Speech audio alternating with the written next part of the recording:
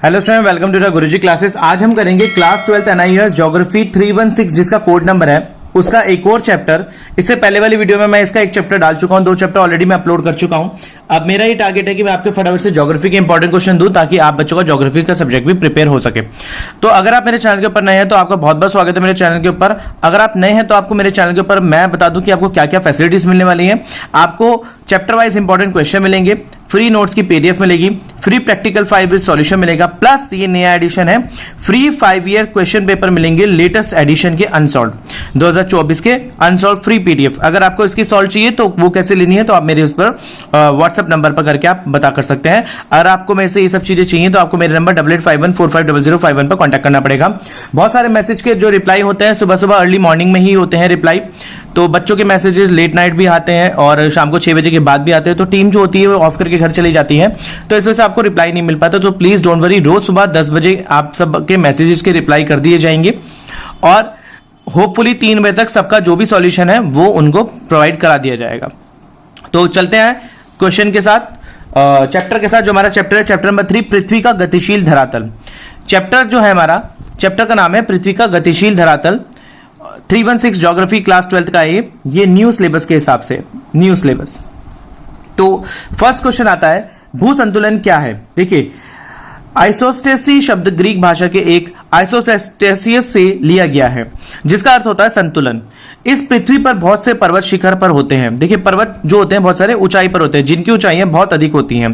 पठार समनाथ और सपाट और मैदान समतल होते हैं। देखिए, पठार समाट और समतल होते हैं। इसके विपरीत समुद्र तल और खाइयां बहुत ही गहरी होती है। पृथ्वी अपनी धुरी पर भ्रमण करते हुए विभिन्न भूलक्षणों को संतुलन बनाए रखती है। देखिए, पृथ्वी अपनी घूमते हुए जितने भी भूलक्षण होते हैं उनका संतुलन बनाए रखती है। इसी को भू संतुलन की स्थिति कहते हैं और इसी जो भूमि का संतुलन बनाए रखने की स्थिति को भू संतुलन की स्थिति कहते हैं। अगला क्वेश्चन आता है यहां पर, एरी के अनुसार भू संतुलन की अवधारणा की व्याख्या कीजिए। देखिए, भूवैज्ञानिक एरी ने विभिन्न स्तंभों जैसे, देखिए एक भूवैज्ञानिक था यानी कि ज्योग्राफिस्ट था, उसने विभिन्न स्तंभों जैसे पर्वत, पठार और मैदान आदि के घनत्व यानी कि उसके एरिया, उसके फैलावट को जैसा माना, अतः उसके विभिन्न मोटाइयों के साथ एक समान घनत्व के विचार को और सुझाया। उसने एक अलग सा विचार और बताया। हमें जानते हैं कि पृथ्वी की ऊपरी परत हल्के पदार्थों से बनी है। इस परत में सिलिका, एल्युमिनियम भारी मात्रा में पाए जाते हैं, इसलिए इस सियाल के नाम से भी जाना जाता है। देखिए, पृथ्वी के जो ऊपर की धरातल होता है इसे सिलिका और एल्युमिनियम भारी मात्रा में पाए जाते हैं, इसलिए इसे सियाल के नाम से भी जाना जाता है। यह नीचे की परत से कम घनत्व वाला होता है। एरी ने माना कि सियाल से बनी भूपट्टी सीमा की परत के ऊपर तैर रही है। एरी ने माना कि जो सियाल से बनी भूपट्टी है ना, वो सीमा की परत के ऊपर तैर रही है। भूपट्टी की परत का घनत्व एक समान है, इसलिए ये स्तंभ अपनी ऊंचाई के अनुपात में दुर्बल मंडल में धंसे हुए हैं। इसलिए ये जो स्तंभ है अपनी ऊंचाई के अनुपात में एक दुर्बल मंडल में धंसे हुए हैं। इसी कारणवश इनकी जड़ें विकसित हो गई हैं अथवा नीचे गहराई में सीमा विस्थापित हो गई है। नीचे गहराई में क्या हो चुकी है? सीमा विस्थापित। अगला प्रश्न है, प्रैट द्वारा प्रतिपादित पृथ्वी के भूस्थलन। देखिए, ये जो भी नाम लिए जा रहे हैं व्यक्तियों के नाम है, ठीक है, वो पीछे एरी भी एक व्यक्ति का नाम था। प्रैट द्वारा प्रतिपादित पृथ्वी के भू संतुलन की व्याख्या कीजिए। देखिए, यहां पर आता है, प्रैट ने विभिन्न ऊंचाइयों के भूभागों को भिन्न भिन्न घनत्व का माना। देखिए, जो अलग अलग ऊंचाइयों के भूभागों ने अलग अलग घनत्व का माना। ऊंचे भूभागों का घनत्व कम है जबकि कम ऊंचाई वाले भूभागों का अधिक। देखिए, जो ऊंचे भूभाग वाले घनत्व है उनका कम है और कम ऊंचाई वाले जो भूभाग है वो अधिक है। दूसरे शब्दों में ऊंचाई और घनत्व में विपरीत संबंध है, यानी कि ऊंचाई और घनत्व, घनत्व का मतलब फैलावट में अलग अलग संबंध है। अगर कोई स्तंभ ऊंचा है तो उसका घनत्व कम होगा और अगर कोई स्तंभ छोटा है तो उसका घनत्व अधिक होगा। इसको सही मानते हुए उन्होंने स्वीकार किया कि विभिन्न ऊंचाइयों के सभी स्तंभों की क्षतिपूर्ति अधः स्तर की एक निश्चित गहराई पर हो जाती है। इसी प्रकार से एक सीमा रेखा खींच दी जाती है, एक तरीके से सीमा रेखा खींच दी जाती है जिसके ऊपर विभिन्न ऊंचाइयों का समान दबाव पड़ता है, यानी कि उसके ऊपर जितनी भी ऊंचाइयां होती है उनका समान दबाव पड़ता है। अतः उसने एरी के आधार पर जड़ अवधारणा को खारिज कर दिया, यानी कि एरी मानता था कि जो जड़ की अवधारणा होती है उसको उसने खारिज कर दिया और क्षतिपूरक स्तर की अवधारणा को स्वीकार किया। उसने क्या करा?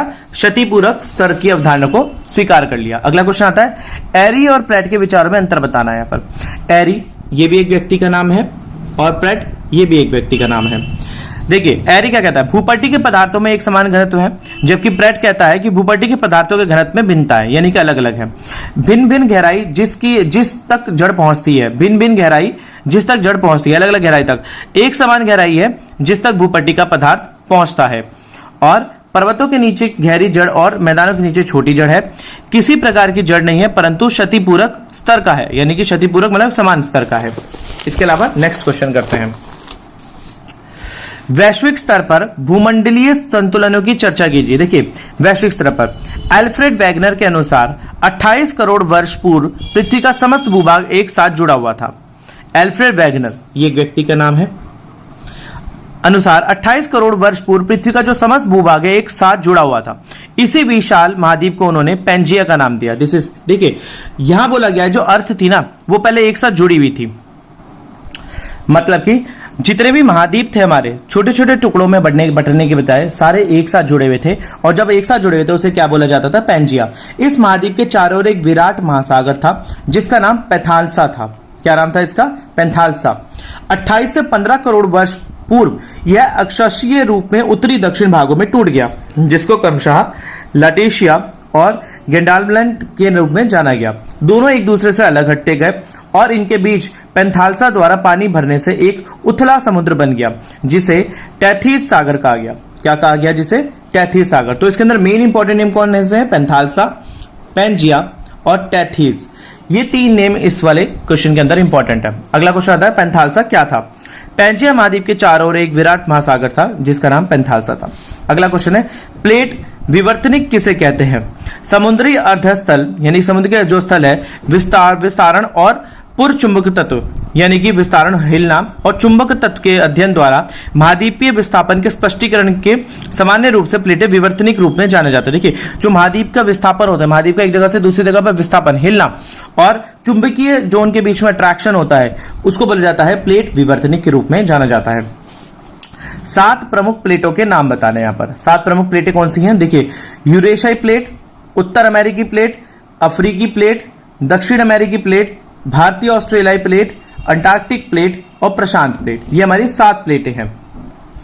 देखो बेटा पीछे प्लेट पढ़ी हमने, अब यहां हम पढ़ेंगे कि प्लेटें होती क्या हैं। देखिए प्लेटें क्या हैं? प्लेट संचालक रचनात्मक की व्याख्या कीजिए। देखिए प्लेट संचालन का रचना तंत्र क्या होता है? देखिए ब्रिटिश भूवैज्ञानिक आर्थर होम्स ने, ये बहुत इंपॉर्टेंट क्वेश्चन है, वेरी इंपॉर्टेंट क्वेश्चन, पेपर में बहुत बार पूछा गया है, ये बहुत इंपॉर्टेंट।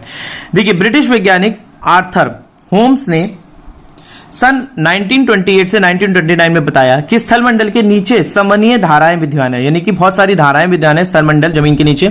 इस समनीय धाराओं का केंद्र तो ज्ञात नहीं है, कहां पर केंद्र है ये नहीं पता, परंतु यह माना जाता है कि धरातल के नीचे इसकी गहराई लगभग 100 से 250 किलोमीटर है। ये धाराएं रेडियोधर्मी खनिज के विखंडन के उत्पन्न द्वारा ऊर्जा द्वारा संचालित है। रेडियोधर्मी खनिजों के एकीकरण और विडंबन के से जो ऊष्मा उत्पन्न होती है, देखिए रेडियोधर्मी खनिज के एकीकरण मिलना और उसके टूटने से जो गर्मी पैदा होती है वह आसपास की शैलों को पिघला देती है, यानी कि उससे जो गर्मी पैदा होती है आसपास के पत्थरों को वो पिघला देती है। इस तरह से समन्वय धाराएं चलनी प्रारंभ हो जाती हैं। इन धाराओं के अपसरण और अभिसरण क्रियाओं के साथ आरोही और अवरोही क्रमों में वर्गीकृत किया जाता है। अपसरण और अभिसरण क्या होते हैं? चलिए पढ़ते हैं। अपसरण सीमाएं। समन्वयी धाराएं रेडियोधर्मी पदार्थों से उत्पन्न होती हैं। ये धाराएं भूपृष्ठ की परत तक चलती है। देखिए जो अंदर से ऊपर भूपृष्ठ की ओर चलती है वो अपसरण धाराएं हैं। अपसरित धाराएं भूकण से मिलन क्षेत्र में खिंचाव पैदा करती हैं जिससे ये टूट जाती हैं। चुंबकीय पदार्थ इस टूटे हुए भाग में घुसकर ठोस हो जाता है। यह लगातार चलने की प्रक्रिया खंडों को विपरीत दिशा में धकेल के एक नए क्षेत्र का निर्माण करती है जिसे निर्माण क्षेत्र कहा जाता है। देखिए जो लगातार चलने की प्रक्रिया है ये खंडों को विपरीत दिशाओं में धकेल देती है और ये जिसे एक क्षेत्र का निर्माण होता है। अगला यहाँ पर क्वेश्चन है अभिसरण सीमाएं क्या है? देखिए अभिसरण सीमाओं पर नजदीक की 2 प्लेटें एक दूसरे के बहुत पास आ जाती है। अभिसरण जो सीमाएं होती हैं जो नजदीक की 2 प्लेटें होती है, अभिसरण सीमा पर ऐसे 2 प्लेटें हमारी पृथ्वी की वो एक दूसरे के एकदम से ऐसे करके पास आ जाती है पृथ्वी की प्लेटें तो और टकरा जाती हैं। जब दोनों खंड महाद्वीपीय प्रकार के होते हैं तो पर्वतों का निर्माण होता है। जब दोनों खंड महाद्वीपीय प्रकार के होते हैं तो पर्वत बनते हैं। देखिए अब क्या होता है जैसे कि ये दो महाद्वीपीय प्रकार ऐसे आके एक दूसरे से टकरा गए। जब ऐसे आके टकराएंगे मतलब कि ये एक प्लेट और ये एक धारा जब ये आके इससे टकराई तो इसके ऊपर यानी कि ऊपर को ऐसे जमीन उठ जाती है। जब जमीन ऐसे ऊपर को उठ जाएगी तो क्या बनते हैं? पर्वत। ठीक है। अगला हमारे पास लास्ट क्वेश्चन आता है इस चैप्टर का इंपॉर्टेंट।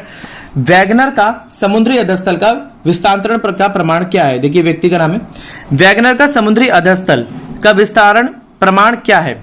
इसका समुद्री अधस्थल का विस्तारण क्या? देखिए मध्य अटलांटिक करत के सहारे मैग्मा समुद्र की स्थल सतह पर आकर ठोस हो जाता है। देखिए, मध्य अटलांटिक कटक के सहारे मैग्मा जो होता है समुद्र की सतह पर आकर ठोस हो जाता है।